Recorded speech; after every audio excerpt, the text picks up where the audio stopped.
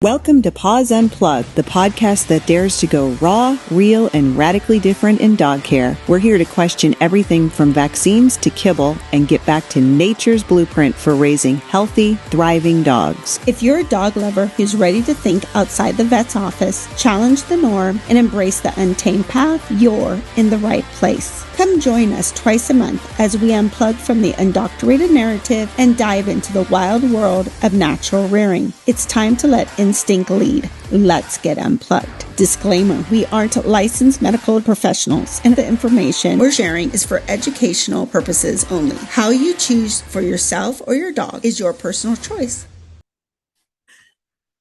Okay. Hi, everyone. Welcome back to our podcast, Paws Unplugged. This is episode 2.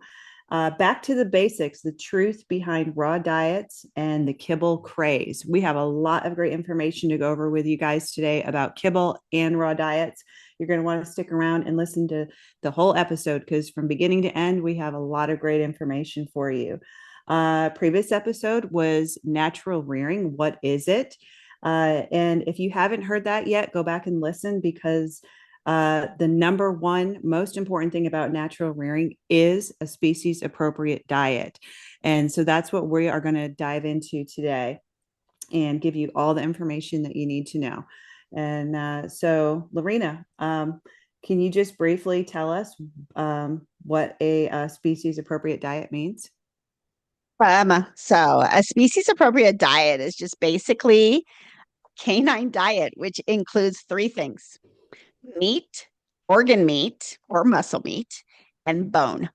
And that's it. That's what a species appropriate diet in a nutshell is. So let's dive deeper into what a species appropriate diet really is. Because for me to just say those 3 things, people are like, what is she talking about? Right. Right. And so we want to talk a lot today, and we have a lot we're going to bring to the table. So we might fire hose you a little bit today, which is great. You can always re-listen to this podcast over and over and over again, which I think most people will because it's going to be a lot of value here.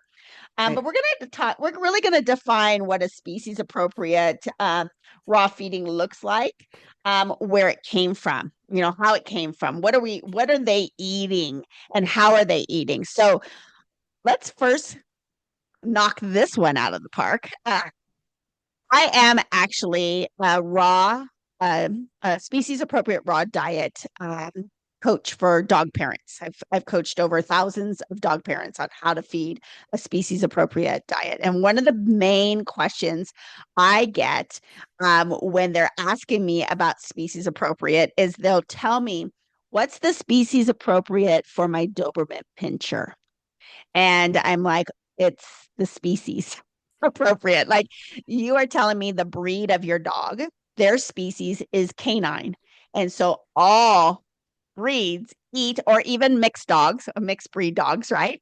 All of them eat the same Right. They eat an identical diet. The wolves, the coyotes, the chihuahuas, the German shepherds, they are all the canine species, and they eat prey. They are carnivores, and they eat the whole prey. They'll take an animal and they will eat the meat, the organs, the bones, the fur, the feathers, whatever is on that prey. And that is what a canine species appropriate diet consists of.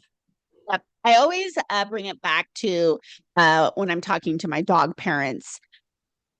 If their dog were to get a bird, let's just say that's pretty much an easy target, is a bird, right? Especially if you have a dog that's runs in the bird dog breed, right? And they'll get a bird.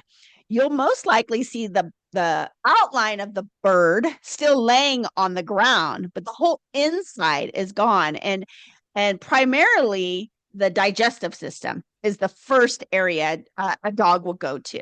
That's the fermented food inside. That is the organs around it. But the inside of the digestive system is where the most nutrition that they want is in there, right? And so they eat kind of from the inside out. They're not Right. going to eat from the outside in. They may come back later. If it's a bigger prey, they may come back. They may piece it up. They may bury things and then come back and eat it as it softens or ferments. So it's really interesting to watch a dog in prey eat this way, because most people just go over and shovel a scoop of some kind of dog cereal. I'll always call it dog cereal, but you'll know it as kibble. Scoop it and then just plop it into bowl. And I've never seen a dog in my life in the nature scoop something and put it in a bowl and eat it. Have you? No, and they certainly don't have the teeth to chew it either.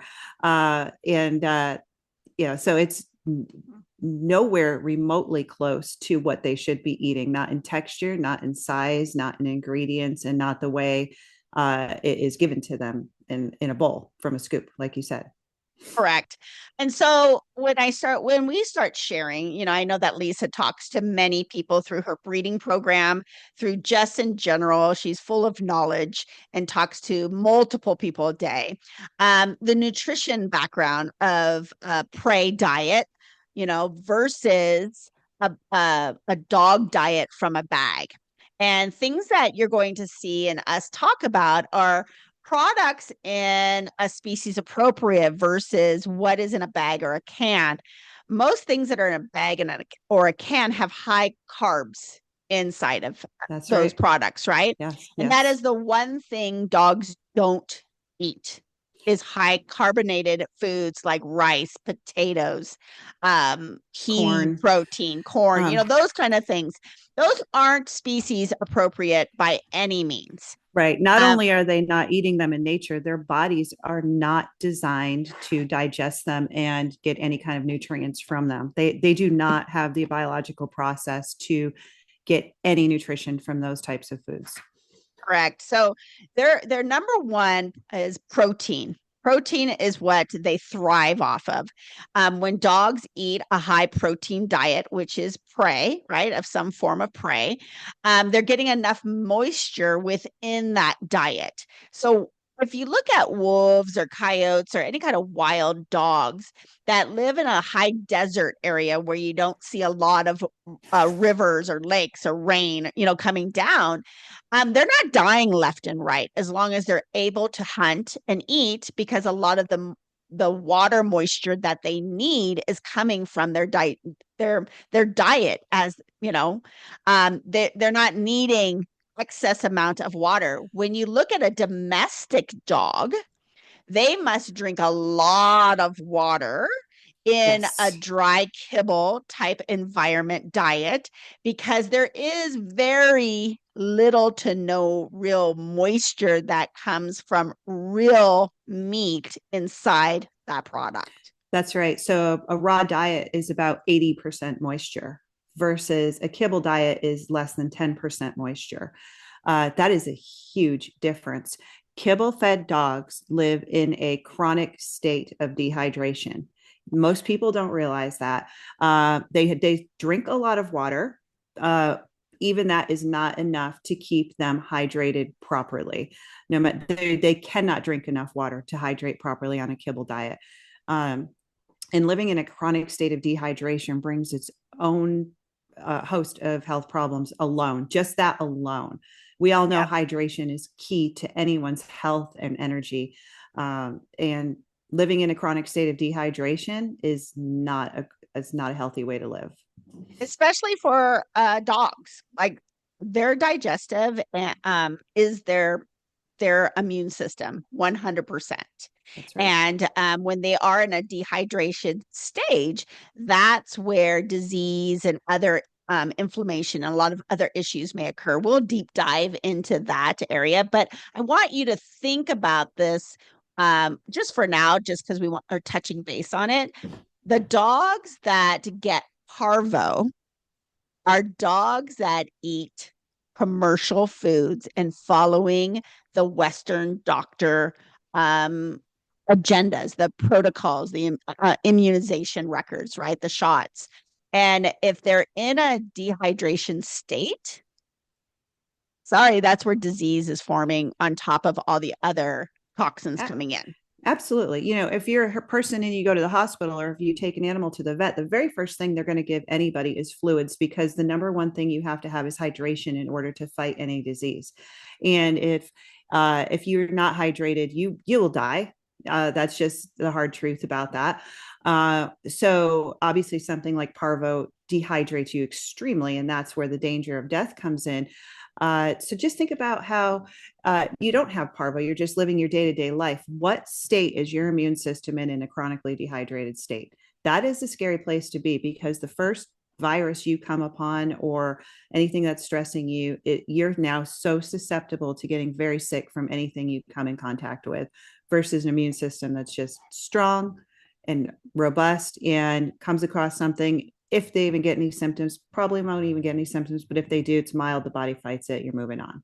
So it Correct. doesn't seem like a big deal, but it is a huge deal when you're feeding kibble. And you don't think that giving your dog more water is the solution to that because they cannot consume enough water to compensate for the dryness in the kibble. It's just not possible. They cannot Yeah, consume it's enough crazy. water. It's crazy once you understand this, and that's what our jobs are here, Right. and our passions are is to bring lots of valuable information for you. So let's move on and just kind of talk about the key components in a raw diet, right? We briefly talked about the meat, the muscle, the organs, bones, but also the fur on animals are really a great for dogs, not only for nutrition purposes, but for the dental hygiene of a dog. It acts like a dental floss. It gets Right. in there and it starts scraping and getting in between the teeth and getting out the plaque or anything that's building up. And so instead of you guys putting your dogs under to get your dog's teeth cleaned, a meaty, nice raw bone or digestible bone, like a chicken back, a chicken wing, chicken foot. Those are ideal for your teeth care Absolutely. for your dog. So I just wanted to point that out. Like it's not just eat this bone. There are reasons why your dogs need to be eating these particular um, parts of the whole animal because it helps from them all over for their health. Right. Each part of the animal provides a different benefit to the dog, and teeth is a big one. So many people are putting their dogs under anesthesia to get their teeth cleaned, which is in itself very harmful to the body. But how about we work about prevention and let's not need them to get to the vet to be put under anesthesia to get their teeth cleaned. And raw meaty bones are one of the most amazing things. That's what they were designed to chew on. Fur, feathers, chicken feet, chicken necks, turkey necks, chicken wings, chicken legs. There's so many that are safe, and the dogs love them. And I'll tell you, the best feeling I have, and I don't know why, maybe it's just me, but I love watching my dogs rip meat off of a bone and crunch the bone. And I'm like, Yep. I'm like, you're such an animal, and I love it because I just know they're just living their primal instincts and just doing what they were born to do. And the fact that it's healthy is a bonus. I just love watching them rip I things love apart and that. eat them. I love that. I have a nursing mom right now, and yesterday she was outside eating her chicken foot, and we process our own chicken, so we keep all the chicken feet ourselves, and we keep the toenails on it, But You're right. Same. she takes one at a time, and she holds it with her paw, and she rips it with her mouth, and she's crunching on it, and that whole like tactic of how they use like their paws and their mouth and their body just Yeah. to eat something. It, it's I get it. It's just the best thing to see that your dog is living its best life by giving them Yes. the right, nutrition that they need. I But love that, that. that brings up a fear though that many people have is we've been raised for decades, never give dogs bones, never give dogs bones. Um, how about we shut that myth down now and explain to people which bones to give and why it's Yes. healthy? Yeah. So when a second ago, I talked about digestible bones. For one, Number one thing that everybody needs to know about the myth of don't give a dog bones because they can choke and die from it. And they get Are stuck in them. and stuck in them is, yeah, if you cook the bones, if you've made a whole chicken, you do not want to give your dog the drumstick or the wing that's been cooked, because they can sliver up and get stuck. When they're raw whole, they actually they're soft enough but whole enough for the dog to chew it down, to break it down. They're not going to splinter because they haven't been cooked. Correct. That's the most important thing people have to understand. It's the cooked bones you don't want to give a dog. It's the raw bones that are Right. super healthy for them. Exactly. Raw bones are very healthy for them, never cooked bones. And so what happens when they don't chew up bones. They chew them into chunks small enough to swallow. Yep. And then they hit the digestive system, which has a very high pH, which is High, basically going very to high. disintegrate what bone chunks went in there. They have a very fast digestive system, and the bones come out in the other. And what's in the bones is there's glucosamine, there's conjointin, there's calcium. The amount of nutrients in those bones is just so amazing for these dogs. And you're not giving supplements because, oh, my dog's joints are achy, I need a glucosamine supplement. No, you're giving the real deal. They're chewing open those bones, and and what's inside is all the good stuff that they need, and they're eating them, they're absorbing the nutrients they need, and they're pooping out the leftover. And it's not much poop, is it? No, not at all. You're not giving them a synthetic product to help their body. And so giving them the bone itself to eat, they're getting all the vitamins and minerals that their body actually needs. So you don't have to add additional synthetic vitamins and minerals, which I'll talk about that later. But vitamins and minerals, actually put stress on their body when it's synthetic. That's why Yes. you want to give it all at natural, how they naturally occur. And so bones have so much. I mean, think about bone broth. So many people make bone broth for their days, right? For themselves. They can it, whatever they do with it, freeze it, and reuse it, because they know of the collagen and the The minerals that are in collagen, there yeah. is so important for growth, especially as we age, right? As we age, we need more collagen. Like, humans no longer produce collagen, I think, after the age of 25. And so as we get older, we need to take this in. If you take it as the whole food, you're going to get more nutrient from it than actually taking a supplement Oh, for it. absolutely. And Yeah, because puppies too. you're gonna piss it off. You're gonna piss it out if you're just, Yeah. most of it out. But But going back, puppies yeah. puppies need that same high amount of the joint um, nutrients as well. The collagen, the glucosamine. They are growing fast, especially medium, large, extra large breeds. They're growing extremely fast. Super Their fast. joints their joints are under a lot of rapid growth, and so these raw meaty bones, that yes, you can give them to puppies. You do not have to wait until they are 4, 6, 8 months old. Yeah. um, I think they we start a raw meaty bone with each of our litters start playing around with a bone, and pulling on it, ripping at it at about 3.5, 4 weeks old of age. Yeah. That's typically when I put a nice meaty bone in their pen, and they just kind of like roll on it and kind of like, Oh, they're in their it's great. glory. They're in their glory. They're just like, what is this in my pen? I just want to smell it and lick it and rip it and chew it. And they don't Yep. make much progress at that age with those bones, but they're Oh, learning. they are learning. And so the next myth comes with bacteria, right? Yes. When we're touching raw foods. Oh, I can, but can your dogs lick you after they eat, a raw food, because I don't want to get salmonella or some kind of bacterial infection, so on and so forth.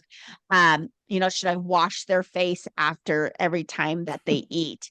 I've heard all of it. Like, I've heard Right. all of it, like Yes. keeping them away for 30 minutes in a room Right. after they eat raw food before they come in and join the family Right. I again. have small children. I don't want them licking my small children after they've eaten. Yeah, we hear this all the time. Yeah. So why don't you share with our viewers, what's your thoughts on this? What's the truth behind this? Right. So, well, it's a lot of scare tactics to prevent people from feeding their dogs raw, is what it is. When it comes to food handling, it's just really simple. It's raw meat. I don't care if it's burgers that we're cooking out on the grill tonight or my dog's food. You prepare the food in its raw form, and then you wash your hands and you spray off the counter, and that's it. As far as getting licked after my dogs eat raw, I don't know. I have a lot of dogs, they eat raw. I get licked all the time. I've never been sick. I'm just going to have to say that my own personal study in my home and my household has never, no one has ever gotten sick from our dogs eating raw, whether it's being preparing the food or being licked by the dogs or anything like that. What about you? What's your experience been with those things? So I wanted to share, you had brought up a minute ago about the pH in the dog system of breaking down what they eat, right? Especially when it's bone, it kind of disintegrates. But wanted to touch on that a little bit because not all dogs are equal with the pH.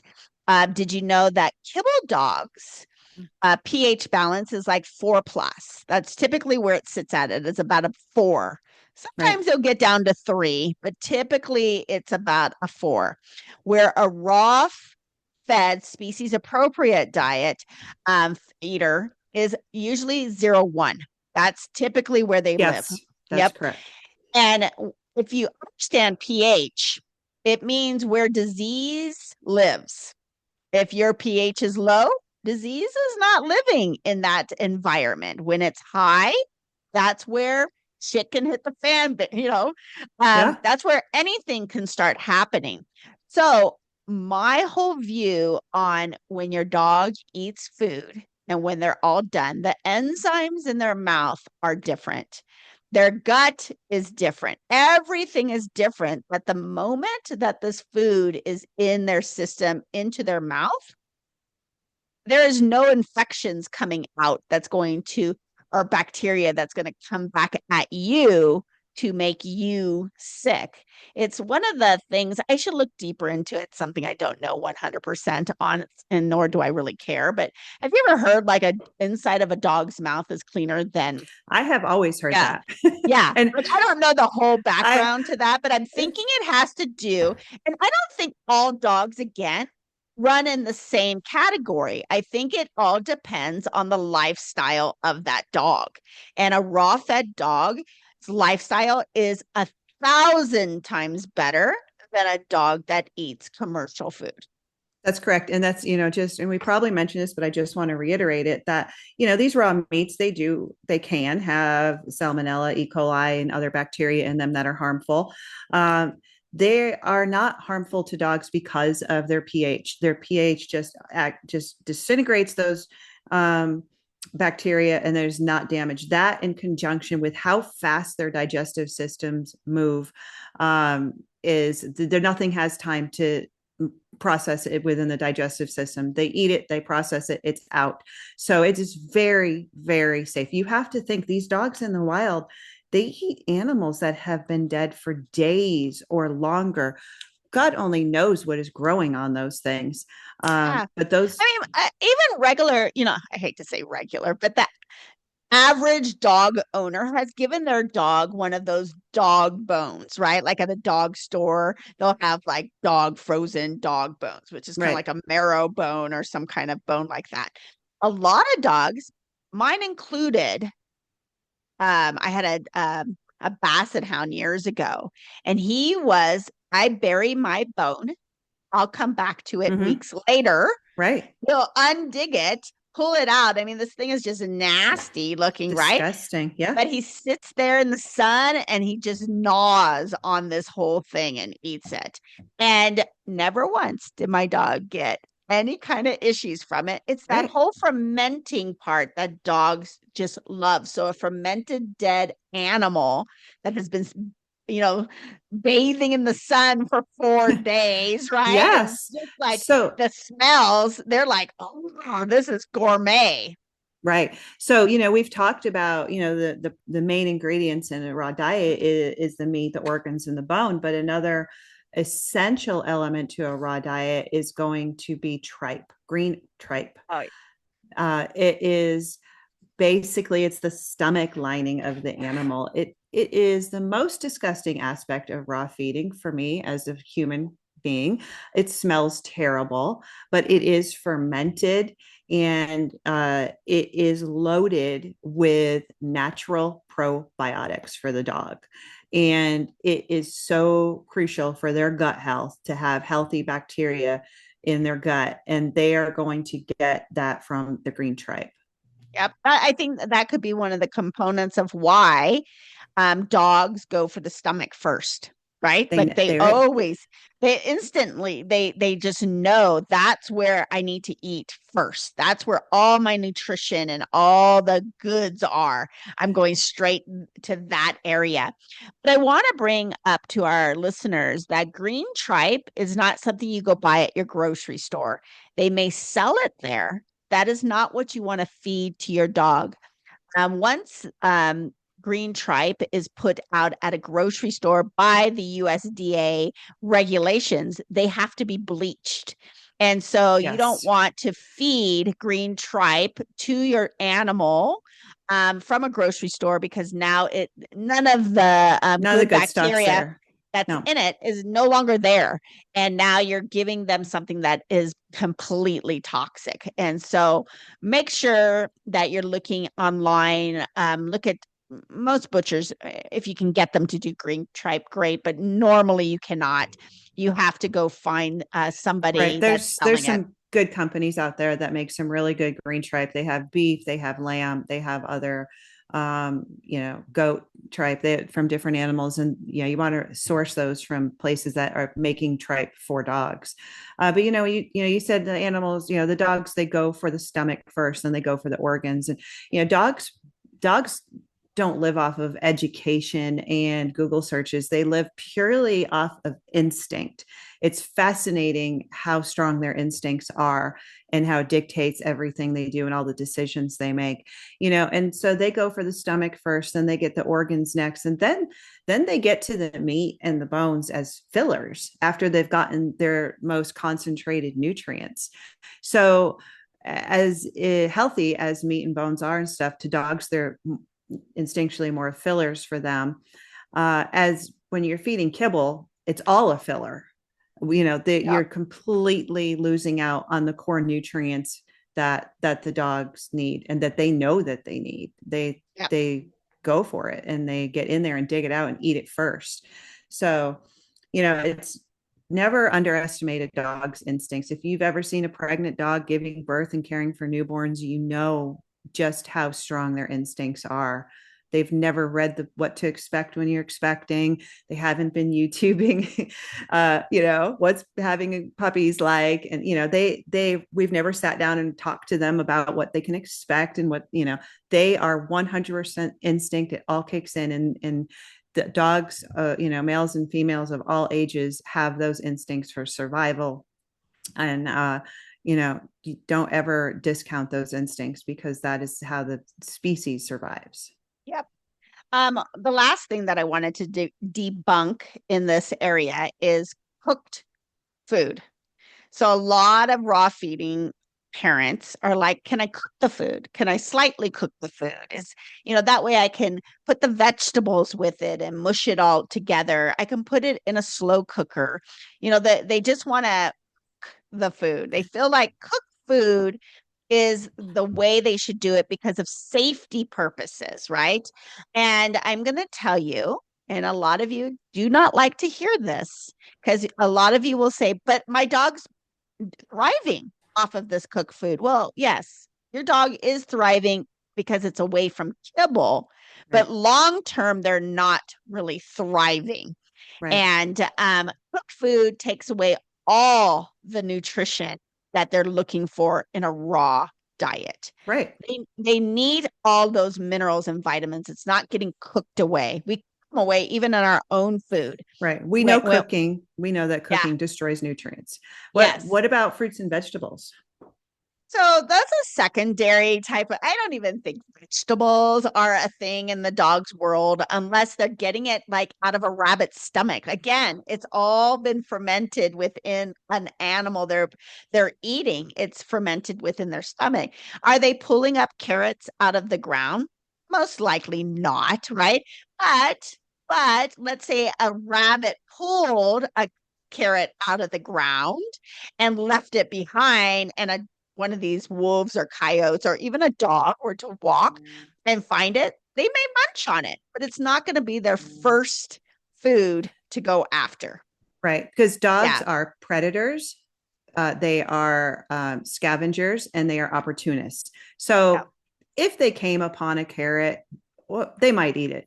If they came upon a pile of garbage someone left from camping and there were some apples or strawberries in there, yeah, they might eat it, but they are not actively hunting and for fruits fruits and vegetables, which probably At way all. easier to catch those than the rabbits and the birds. Or like rice, like when people are like, oh, I got to put rice, I'll cook rice in it. And I've never in my life have seen, and maybe I'm the only one that has not seen this, and you may have a picture or video of this, but maybe, have you ever seen like a coyote, grabbing some rice and getting a pot and putting it over an open fire to make, rice from it? Or did they say, hey, rabbit, run through this fire just so I can warm you up and, get you a little crisp before I actually eat you? Right. So those are kind of, and I say that and you might be like, oh my God, she's so sarcastic. I mean, those kind of common sense.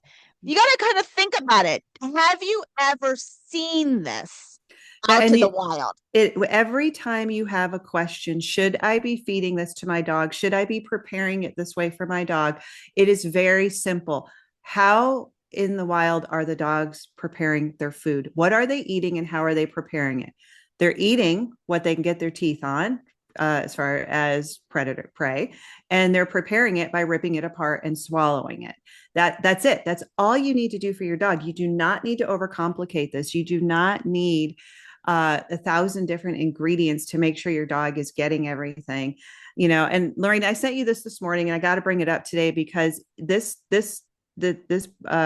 type of information is going on out there, and I just want to let people know. This guy Alex posted in a raw feeding group, we are raw vegans. I can't morally purchase animal products, but we want to feed my fur baby a raw diet.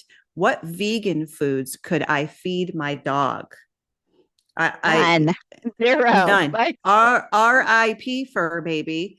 Maybe that is his lifestyle, is, he's a raw vegan, and that's fine. That's his choice, but he cannot deprive his dog of the food it needs to survive, the biological appropriate food he needs to survive. The fur baby.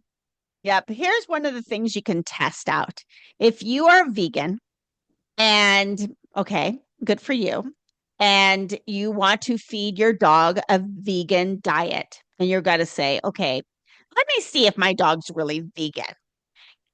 Put a carrot out and put a hot dog, like let's just say a hot dog or a piece of meat. Like I don't feed my dogs hot dogs, but if you can't technically touch a raw piece of meat, go get a freaking hot dog, put it in front of the dog and see which one it's going to eat first.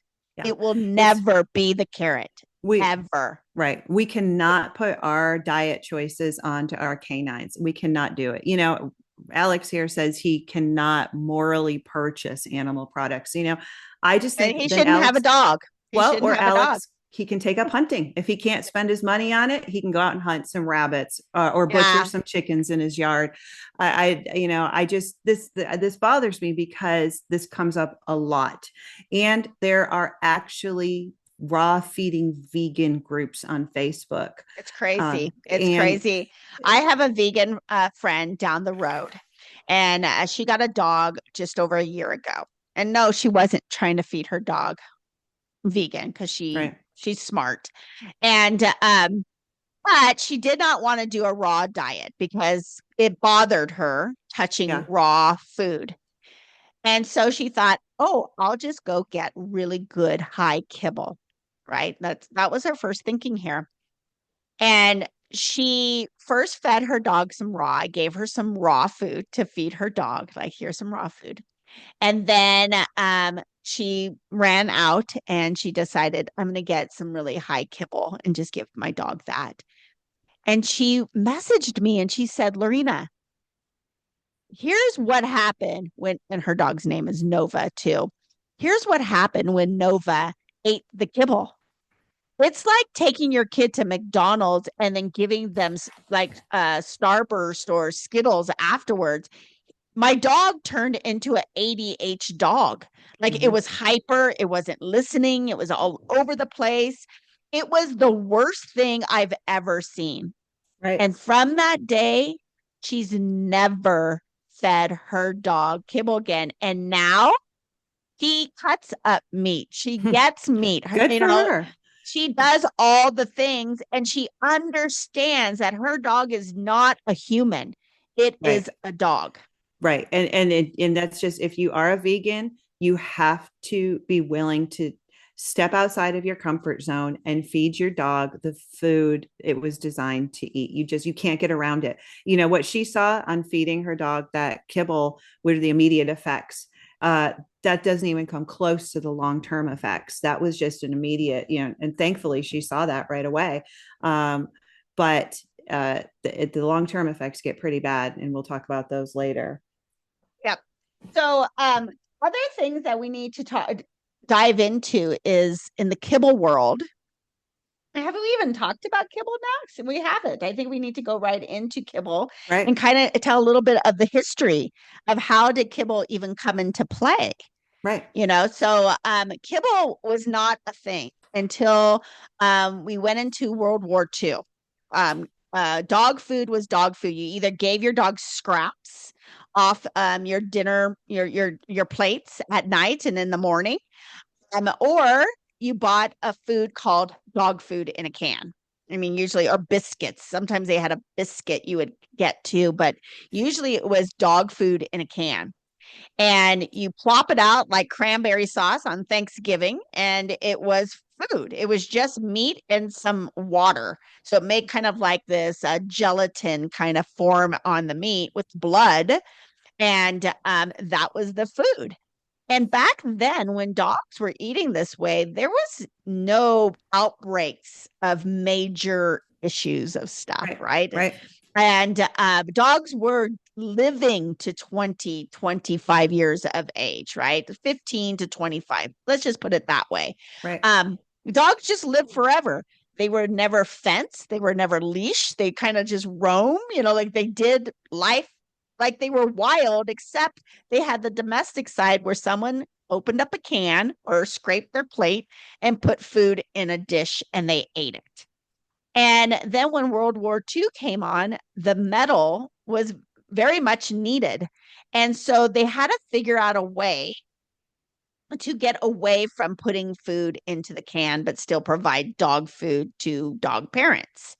And that's when they came up about drying it. Putting some fillers in there, taking away as much of the meat and adding in additional ingredients to it. Now, not vitamins and minerals were very much added back then. They started noticing like rice was a cheap filler, potato was a cheap filler, peas were a cheap filler. So we could mush more of that, add less of this, and start processing it this way and cooking it to death than like dehydrating it, right? Like just completely making it into a kibble and baking it, like whatever they're doing over there of all the processing of making this one little tiny kibble, right? Right. And that is how kibble came into place. And from there, it opened up a new avenue for investors. Yes. And because they can see how cheap this could become, profit could be very much be high to line their pockets, right? And so that's how kibble came to place. It wasn't like the first thing that they ever made for dogs. It didn't even really come out until the 30s. And then it grew from there into what we see today as hundreds and hundreds and hundreds of different types of bags of kibble. And I'm not going to deep Yes. dive into which one and this and that, but we all have seen it. We've gone to the grocery store in our life and we've seen a gazillion of them.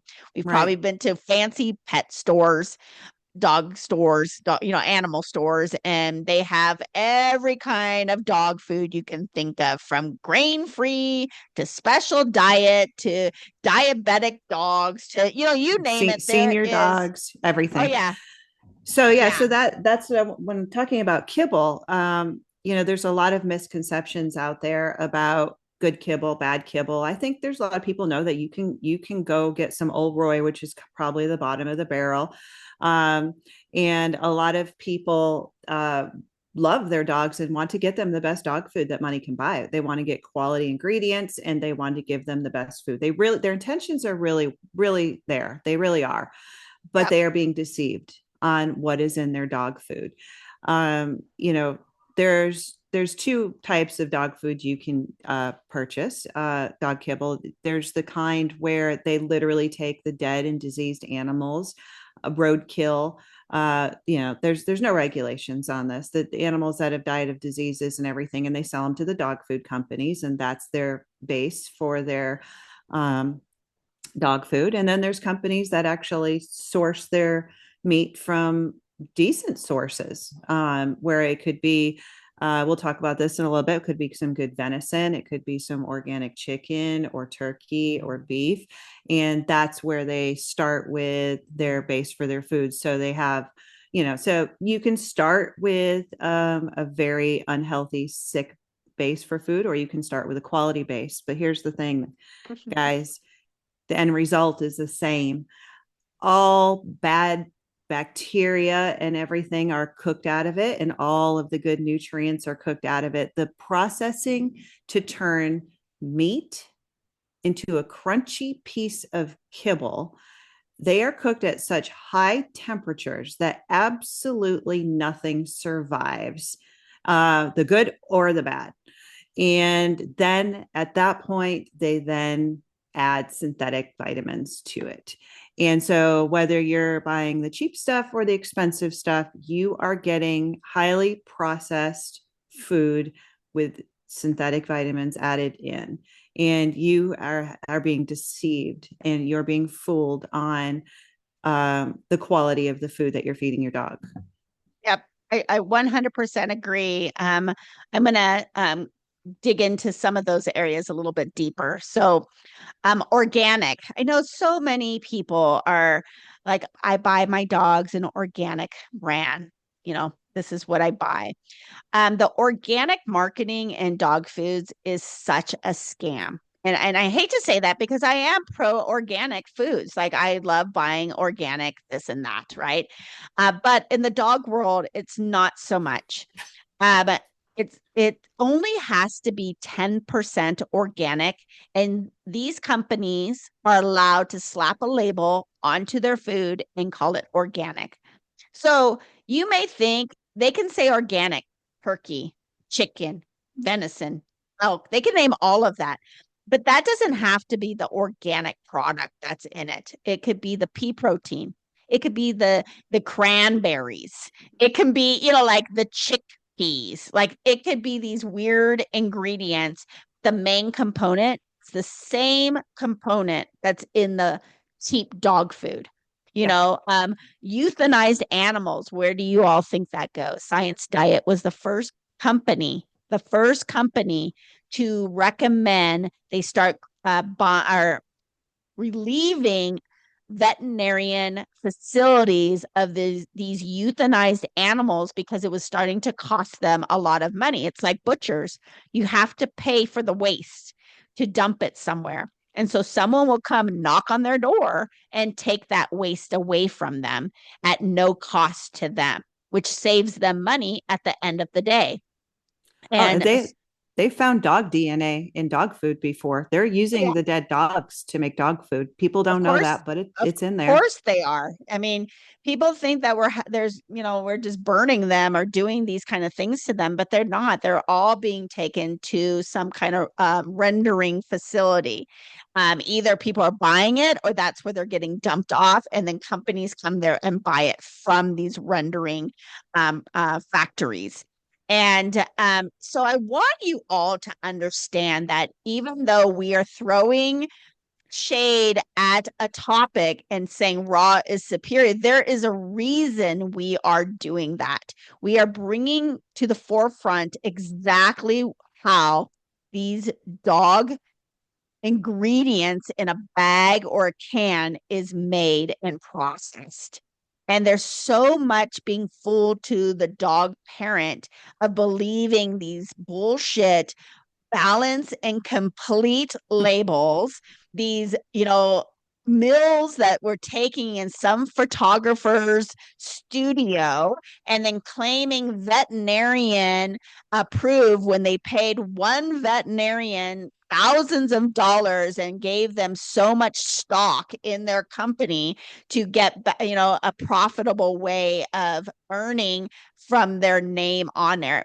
You don't ever see the veterinarian's name on Well, these bags. I'm very confident that the veterinarian was not educated in canine nutrition either, Of who course gave not. his seal of approval on there.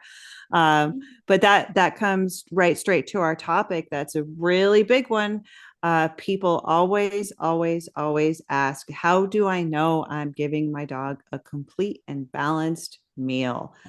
Whew, that's your favorite. I'm going to let you take this Oh, one because I know that's your favorite topic right there. yeah. So complete imbalance to me, it it's bullshit. It's not even a thing. I will ask you as the listener right now, how complete and balanced is your plate of food that you eat every single day?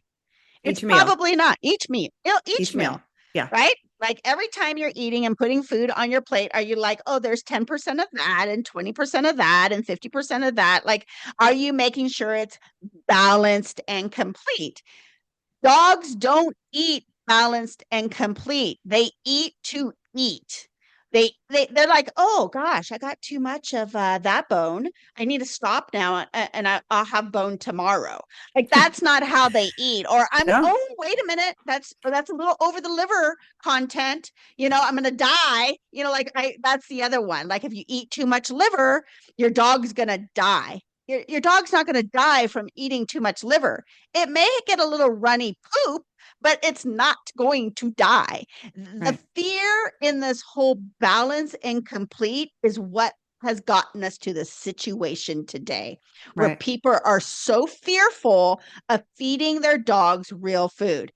Um, people are Googling, can I feed this to my dog? What? Like, why are we Googling if we can feed my dog a strawberry? If we can feed my dog, a broccoli, if we can feed my dog pork, like I'm not a Yeah, big pork person, but I'm if you wanted to do that, but meaning for my dog, they eat my pasture raised pork, so I'm good on that. But like chicken, beef, even beef, and and a lot of people are not going to like to hear this, but cows are not a prey for dogs, wolves, coyotes. They're not preying on a cow. But if the cow, bison, even a deer or elk are dead, yes, they're going to prey on it because that is free meat for them to survive on. They're not like, ooh, get behind that tree and let's pounce on that dairy cow. Like they're not doing that. That's not how dogs um, operate. So the balance and complete is just gimmick. It is a complete gimmick. It's kind of like our pyramid for humans of how we're right. supposed to. It's the same thing as that. It is a sales gimmick, and it is designed specifically for you to buy their particular brand of dog food. Because if you're not buying theirs that is balanced and complete, you're buying something unbalanced and you're missing nutrients. So you don't want to risk that with your dog. That's what they hope that you'll fall for. And the reality is, and just like Lorena said, When have you seen, the wild dog, heating up a rabbit on a pan in the wild? And, this is not how they operate. They eat what they find, whether they hunted it or they found it, they will eat it. Over time, they will get all the nutrients that they need. They're going to get it from varying different sources. It's just balanced over time. You cannot balance each meal. Humans cannot balance each meal. Dogs in the wild definitely do not balance each meal. It doesn't happen. We've got this stuck in our brains that we need this, but all it is brilliant marketing people getting you to buy their food. Your dog, you give in a variety of foods, is going to balance all of their nutrients over time. It's just the way it works. That's the natural way. That's the only sane and logical way. Anybody, yeah. I wouldn't feed raw if I had to balance my dog's nutrients out every meal. That's insane. That's they want to make it complicated for you to go back to nature. Like that is their goal. Amen. Let's make it so complicated so people are fearful to make raw food for their dog, so that they rely on the big corporations. That's the bottom line. It's all about marketing. It's all about deceiving. It's all about fear. And so we want to educate you on how to read ingredients now. Like, this is where you as the dog parent need to come into play. We've touched on a lot of different topics here, but you get to start educating yourself. So let's brief them, Lisa, about some of the key components in a dog food that should raise a red flag. So we could give them an example of some very poor quality dog food, but actually what I'm going to do here is I'm going to give our listeners the example of the best possible quality dog kibble you can buy. So just keep in mind, anything that's not this only goes downhill from here. So this is the best dog food money can buy, and get your money out because it's not cheap. And it is, because it's dog kibble. It's called Health Extension, grain-free venison and sweet potato recipe dry dog food. Okay. This literally is the best that money can buy. And it makes me want to buy it. It's sourced and made in the USA, made with high quality venison as the first ingredient, providing high levels of essential amino acids and fatty acids, an ultimate completely balanced diet with highly digestible proteins. Contains a unique blend of nutrients and supplements like organic apple cider vinegar to boost immune system function. I got one in the cart bag right now. Absolutely no byproducts, rendered animal fats, hormones, corn, gluten, or soy. Contains no artificial flavors, colors, dyes, or preservative. Packed with natural benefits to help your pup live a healthier life. And the bags, they have a durable zipper to maintain freshness after closing. So this sounds good. Ziploc. I know. Lorina, this sounds good. Should we maybe this is one we should promote to our listeners as Kibble. What do you think? Should we promote it, or should we look a little deeper into what's going on here? We're going to look deeper. So I'm really good at marketing, like really good at pointing out some key components in this write-up. And then the ingredients part. Okay. So I love the part here when they talked about absolutely no byproducts, rendering animal fats, hormones, corn, gluten, or soy. So let's talk about a little bit this hormones. That means they didn't add it, but if it was in the animal, that's okay. So you got to remember, this is not absolutely no, they didn't do this. But byproducts are many different words. Remember how we would always say like high fructose corn syrup, and now there's like 5 different ways to say high fructose corn syrup in a product. So yes. Same thing with the byproducts. If you see a word called meal, chicken meal, okay. Turkey meal, venison meal. Yeah. If you see that word in anywhere in your ingredients, that is a byproduct. All right. Rendering animal fats. This part is a little tricky because they're like, oh, we're not getting any fats, like this is good. We're not getting the rendering animal fats. But they are getting the rendering grease from restaurants, which has a lot of byproducts of, you know, different things they fried in these grease barrels, right? Or the pan. And then the grease has to go somewhere. They're not dumping it down the sink, and they're not just putting it into the garbage can. They actually have a container of this. And people come to restaurants and actually buy this from them. And so this is kind of some of the fats with the flavoring that they put on there. So that gets away with the artificial flavoring. Now you're just getting an assortment of different flavoring of all the oils and all the things we fried in this oil. And who actually puts canola oil on their dog's food? Like, we're not putting vegetable oil, but it is in dog food. Like, don't get me wrong, go read it. There's a lot of those products in there too. And then coloring and dye and preservatives, right? So they may not add it to it, which, okay, I give them that. That's a great little saying. But let's go down now. Let's go down into the ingredient part. All right, Okay? Lorena, I'm going to list the ingredient, and then you tell me what you think. Okay.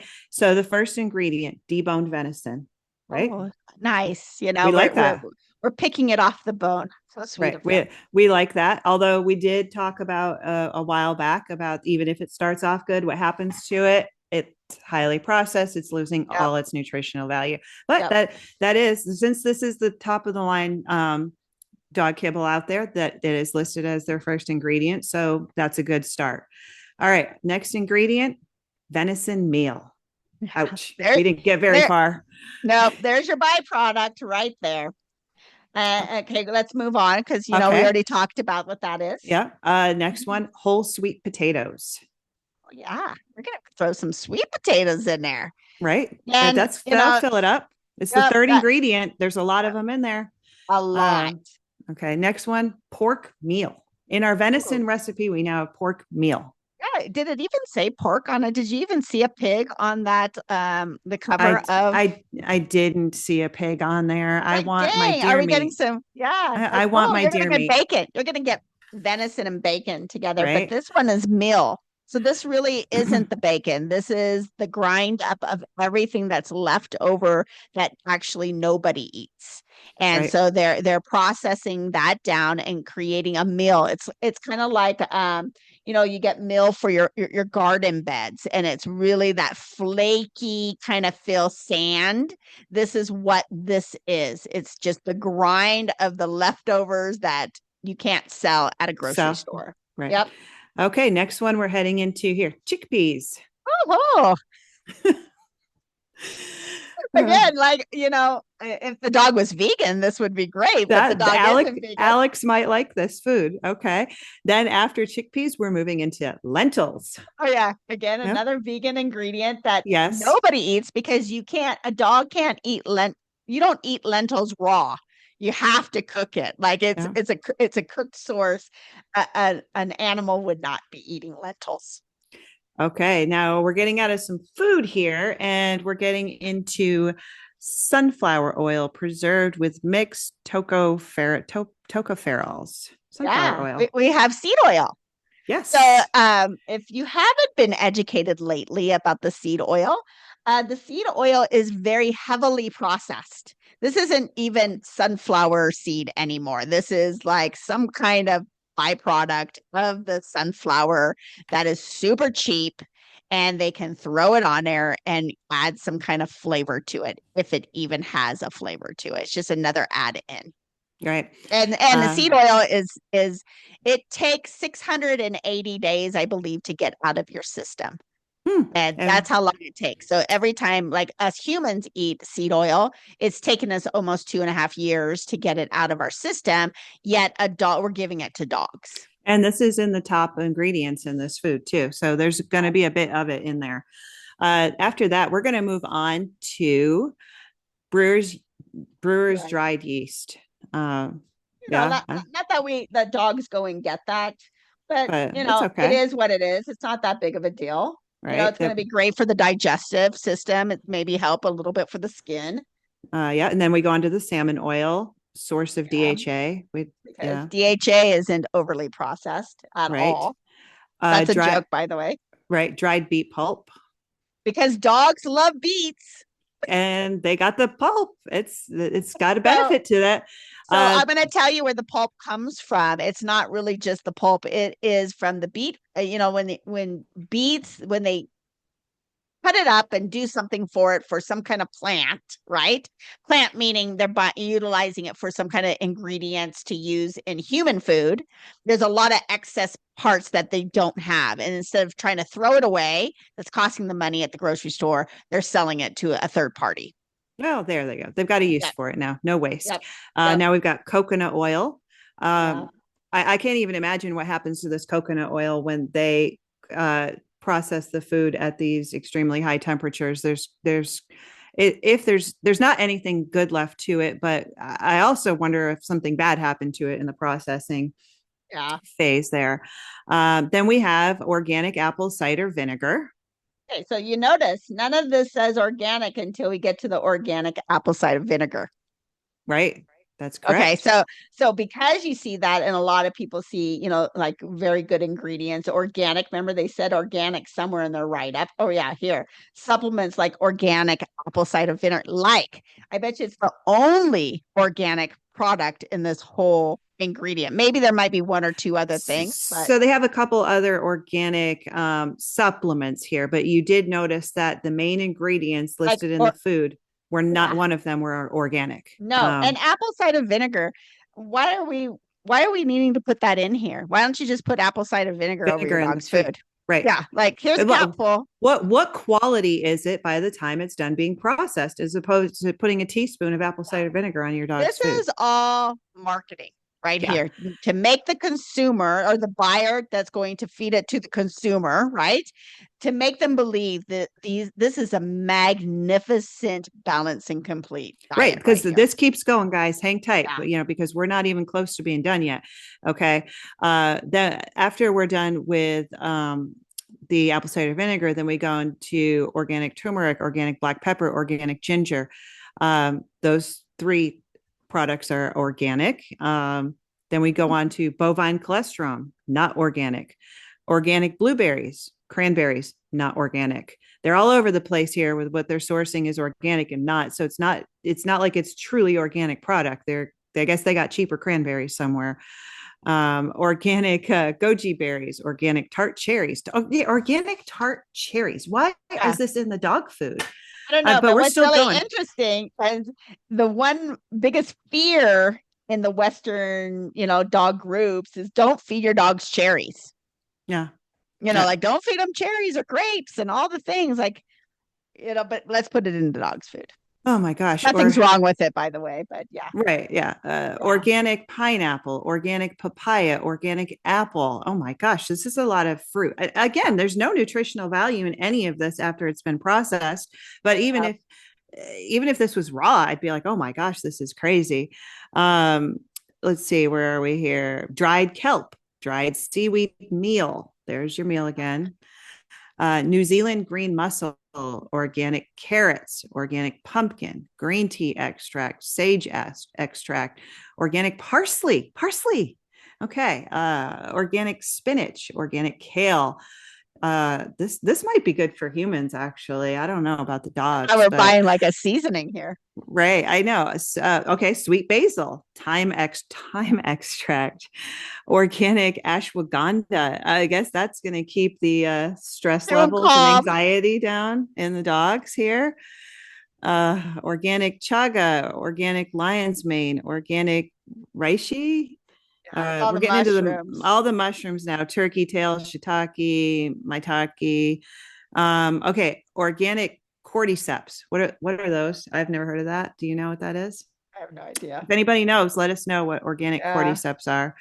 Vitamin A acetate, vitamin E supplement, riboflavin supplement, vitamin B12 supplement, vitamin D3 supplement, niacin supplement, choline chloride, pyroxydoxy hydrochloride. I'm doing my best. Hang with me. Thiamine mononitrate, folic that's acid. To keep them calm again. Yeah. Folic acid, biotin. It's folic acid. Folic acid is so important. Yeah, it's right up there on the list. Biotin, inositol, organic dehydrated kelp, zinc polysaccharide complex, Oh my iron goodness. complex. I know. Copper polysaccharide complex, cobalt polysaccharide complex, So it's blue? calcium. I guess so, but no artificial colors. Um, calcium iodide, sodium selenite, yucca shrikadigra extract. Correct me on that one if you can, Lorena. Uh, Pectin. Okay, now we're going to get into the probiotics. Dried lactobacillus, acidophilus. Well, we're going on. Dried so many. enterococcus faecium Uh, fermentation product. Dried bacilli. Oh, okay, so we're just going on, and the rest of the ingredients are all some sort of dried probiotics. And then we have reached the end of this high quality, top of the line dog food. And this can be all yours for only $4.90 a pound. oh gosh, there's so much in here that, like I wish I had all the time in the world to like break all of this down. But let me just tell you, majority, over half, more than half, 3/4 of that whole thing was just products that was Not unnecessary for the dog, right? not just Uh, unnecessary, but harmful. Let's yeah, talk about why that's harmful. yeah. So all of synthetic supplements, all of these supplements and vitamins and minerals they're putting into this dog food is causing an overload to get the liver and kidney work faster and Yes. harder. And when that happens, it can't actually take care of the rest of the body the way it needs to be taking care of the rest of the body. All it's doing every day is working a little faster to help break Get down these synthetic ingredients. And we're not even talking about the main components that are in here, just the right. synthetic Just the ingredients. synthetics. We, as a society, we're vitamin junkies. We know our food Oh, supply is trash. We know that we're not getting what we need. And so we want to supplement with vitamins. I think society needs to have a wake up call on vitamins and how toxic they are. They might have good intentions. They might even have some benefits, but every synthetic vitamin that you put in your body or your dog's body, your liver and kidneys need to process that. And while your body is busy eliminating synthetic vitamins, that they are not natural, they are synthetic, they are not natural. yep. Your body does not recognize them. Your body views them as an invader, and the immune system, starting with the liver and kidneys, gets to work eliminating from the body. Now, you're like Lorena said, the body cannot do its normal job of eliminating regular toxins because it's got a constant flux of synthetic vitamins coming in. I mean, Oh, that was a lot right there, right? Like that was so much. And let me just tell you, that's all marketing. Right there is all marketing. Let me it does. find It all the sounds great. cheapest. It sounds wonderful, but all they did was put a whole bunch of cheap fillers in this product, called it venison, called it, oh, pork meal. Like they don't even tell you there's pork in it unless you read the ingredients. You just think it's venison. And Right. then the majority of this is just berries. How much? I don't know. And all these vitamins and minerals that they threw in there and probiotics and mushrooms that are super cheap. I mean, these aren't like expensive products that they have gotten their hands on. And then they're charging it an arm and a leg because Yeah, they put a fancy picture on it, said it's the best of the best. And if we can get enough people to say it's the best of the best, we have the ultimate product. it's unbelievable because um Do the math on that. How much would the that there cost you? I've done the math, Lorena. I had to do the math because I have four golden retrievers that need good quality food. So at $4.90 a pound, it would cost me per month feeding one golden retriever $300. So I would cost me $1,200 a month to feed this crap to my dogs. Uh, I'm blown away by this because people always talk about, oh, I can't afford to feed raw, which we'll talk about that in a minute. Yep. But I also know so many people that want to give their dogs the absolute best food quality kibble that money can buy. Well, here it is. And it is filled with crap ingredients, toxins, and it's highly processed in a form that your dog is not meant to chew. And you're going to pay a lot of money for it. Lorena, you have a Great Dane. That dog is going to eat a lot of food. Let's say you wanted to grab yourself a nice bag of this health extension venison and sweet potato. It's literally called venison and sweet potato recipe, but I think I just want to take a little pen and write pork on there at the end too. How much would it cost to feed one of your Great Danes? It would cost one Great Dane alone for a month would be about $750. Oh my gosh. And you have two Great Danes. I have two. We have 6 in our pack. So I have 2 Great Danes. Right. I have a golden retriever. I have a standard poodle, and I have 2 doodles. Okay. So to feed my pack alone, this is before we just got our new Dane. So let's just go back, which is 1 Dane and the other 4 dogs.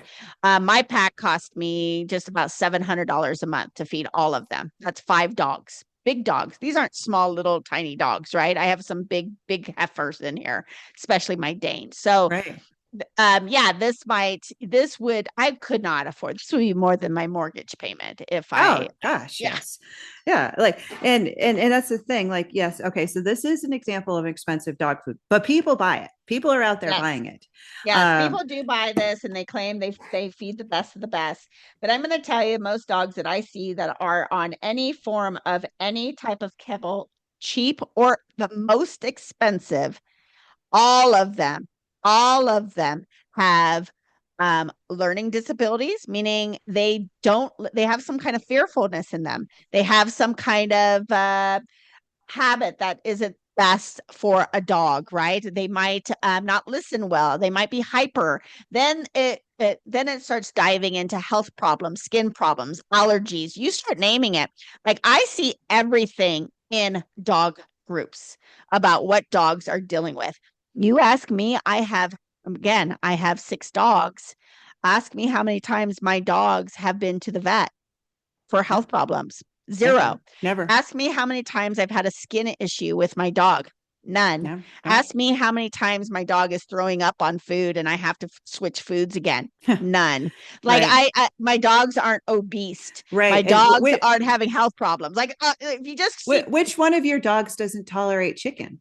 Yeah, exactly. That's a big one, especially in all dogs, but in the golden retriever world. And the doodle and the doodle room. Well, yeah. And it's like, my dog's never sick, no skin problems, no ear problems, no yeast problems, no chronic illness, they don't even really get any acute illnesses. Nothing. I mean, they're alive. Anything that's alive can get sick, but they don't even deal with that. And they certainly don't have food intolerances. Their poops are very small. Or disappear before we even get out there to go pick depending it up. on absolutely. When the poop, if it's left out in the sun, it turns white and crumbles and turns into dust. I mean, we try to get out there and get it, but 2 acres of a yard, it's like, where's Waldo out there? It does not all get picked up out there. So I want to share just one little thing before we kind of end and kind of wrap this up for all of our listeners here. But our oldest dog, so we have 2 small dogs that live with my daughter. They lived with us until she moved out over a year ago. And our oldest dog is going to be 13 years old in January. She's a miniature schnauzer. She acts, looks, and her attitude is like a young puppy, like a young dog. I won't say puppy, but a young dog. You couldn't even tell she was old. And I had someone ask me, what does her teeth look like? Because that's what they always want to see, is the teeth of the dog.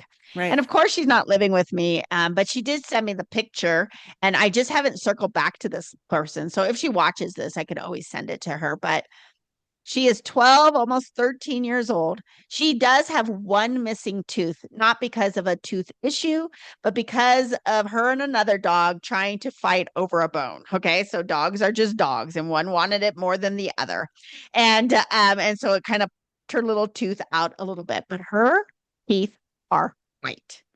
She doesn't have plaque buildup. She doesn't have issues with her teeth. And then again, ask me how many times my 12-year-old miniature schnauzer has gone to the vet for health problems. 0.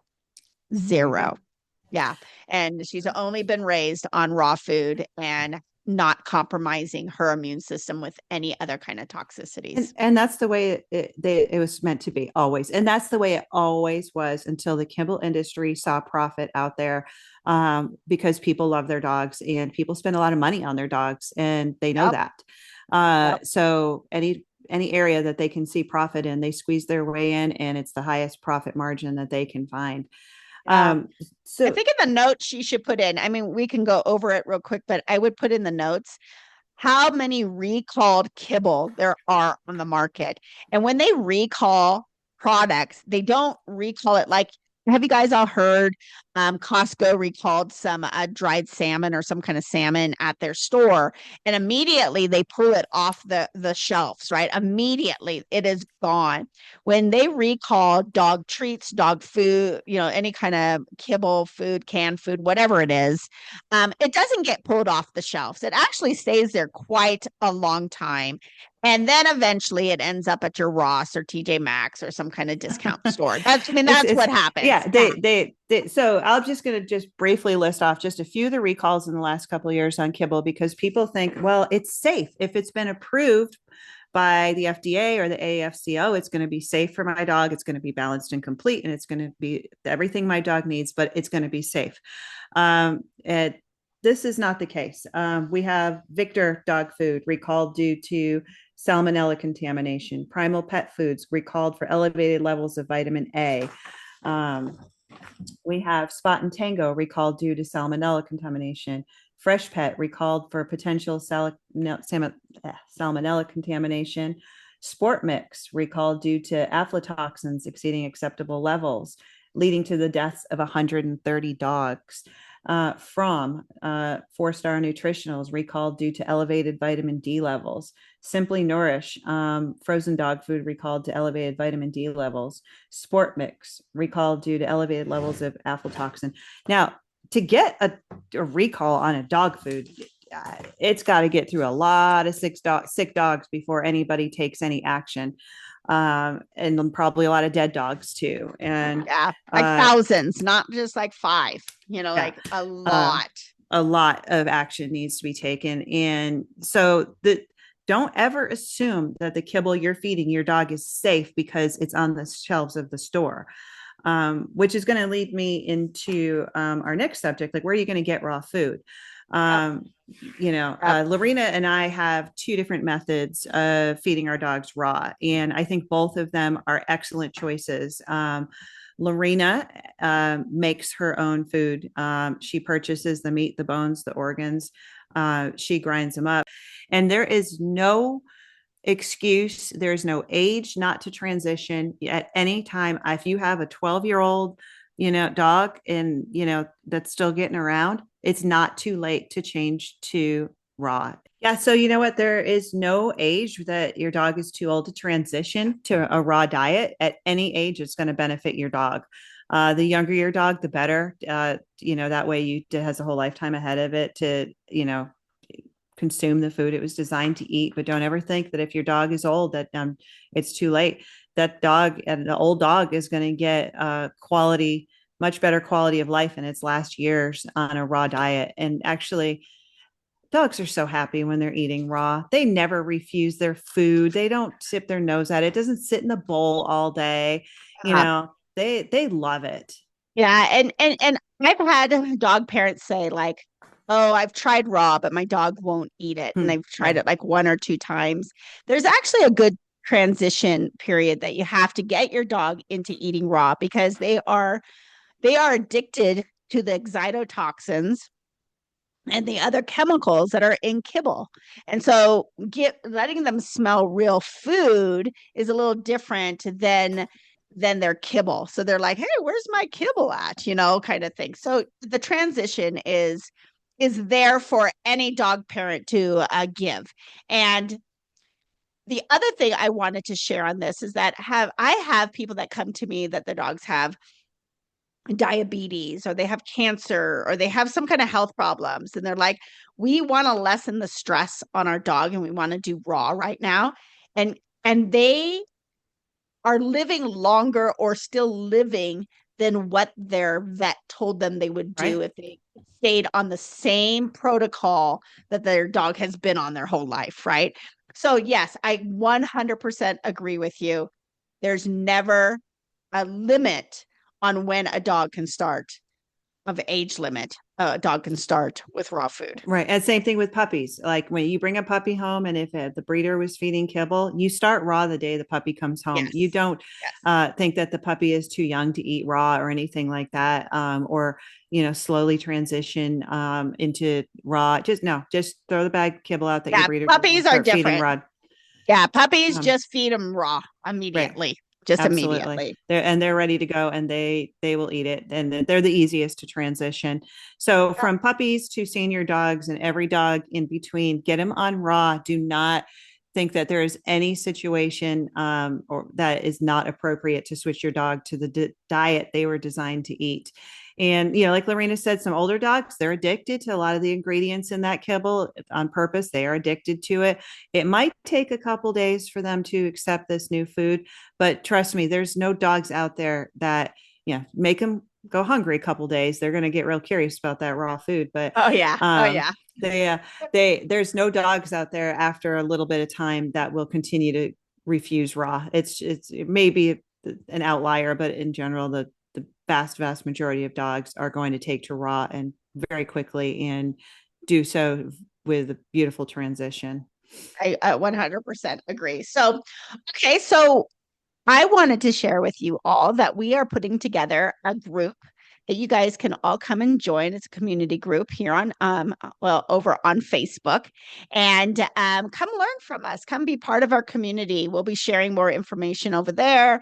You'll always know when our next podcast is going to be on, and in the notes, we'll have it down in the notes, the link to where you can go join this group. We'll have the link to the Feed Primal. Lisa and I will both link up our Shopify store on there because both of us sell different types of raw dog treats for your dogs. And I'm sure both of us will have a wonderful Black Friday sale going on. Oh, for sure. And you know what? I wasn't even thinking about that. But if you're a raw feeder, what are you giving your dogs for treats now? So, as raw feeders and entrepreneurs, Lorena and I have both created our own stores where we sell freeze dried raw dog treats, which are super healthy for the dogs, and they love them. Trust me. Love them, Over love them, love them. yes, over all other treats. And so, there's you need healthy treats too. You can't just feed the raw food and then give the biscuits from Walmart after that. Yeah, if you're on the fence about raw feeding, if you're still, like, okay, this all sounds good, but I really don't know where to go. I'm not sure I want to purchase this course. I need a deep dive a little bit more. I know there's a lot of you out there that want more and more information before you jump. My always thinking is jump, you'll figure it out as you go. But and if you have us in your community, you won't be far away of feeling like you're on a island by yourself. But I just wanted to share with you that, do some more research, join our groups, come learn more with us, because the more you learn, the more you'll understand what a natural rearing lifestyle looks like and what a species appropriate diet is, why you need to be giving that to your dog. Right. And while Lorena just told you what to do, I'm going to tell you what not to do. Do not Google how to raw feed your dog. You're going to be very confused and you're going to be very overwhelmed. But even worse than Googling is joining raw feeding groups on Facebook or something to that effect. Those are the most confusing, contradictory, mean, nasty groups that I've ever been in. Everybody thinks everybody's right and everybody thinks everybody else is wrong. And everybody's telling everybody they're going to kill their dogs. It's a hostile environment. Don't think that joining those groups is going to be helpful to you. It's only going to cause you so much stress and it's really going to deter you from doing what's right. So, like I said, Lorena and I are both here. We are in the process of developing a lot of resources for you. Our website is currently being built, which will be pauseunplug.com. So that's very exciting. That's going to be a wealth of information for many resources, from breeding to raw feeding. Lots and lots of things are going to be going on So there. excited. So Yeah, excited. it takes a little time to get all this together because we're both, we have our own stores, we have our own breeding programs. Lorina's got puppies on the ground. I've got puppies coming next week. Plus, we have children and we homeschool and we have lives of our own. So I have a book that's going to be coming out soon. So we've got a lot of irons in the fire, and just as resources and each one becomes available, we'll be sharing them with you. So this podcast is our first in the Pause Unplugged family of resources for you, and it's going to keep growing from here. So we've got a lot planned. It's just each one is ready. We'll get it out there to you and everybody else. Yep. So I would like you all to stay tuned. Our next podcast will be out in 2 weeks, and it will be all about vaccines. And that will be a really great long podcast again, which I think is necessary for the listener to take in tons of valuable information that Lisa and I are bringing to the front line. And I hope that you all enjoyed today's podcast about the dangers of kibble, the lies behind it, the marketing they do to get you to fear being the dog parent of giving your dog a species appropriate diet. Guys, thanks for tuning in. We really look forward to our next episode. Like Lorina said, it's going to be the truth about vaccines for dogs. It's going to be a killer episode. You're not going to want to miss it. We have so much information in there for you. So I hope you all have a great day, and we really appreciate you listening to this podcast. Yep. Make sure you like our podcast and share it out to your friends and followers so we can educate more people on our topics.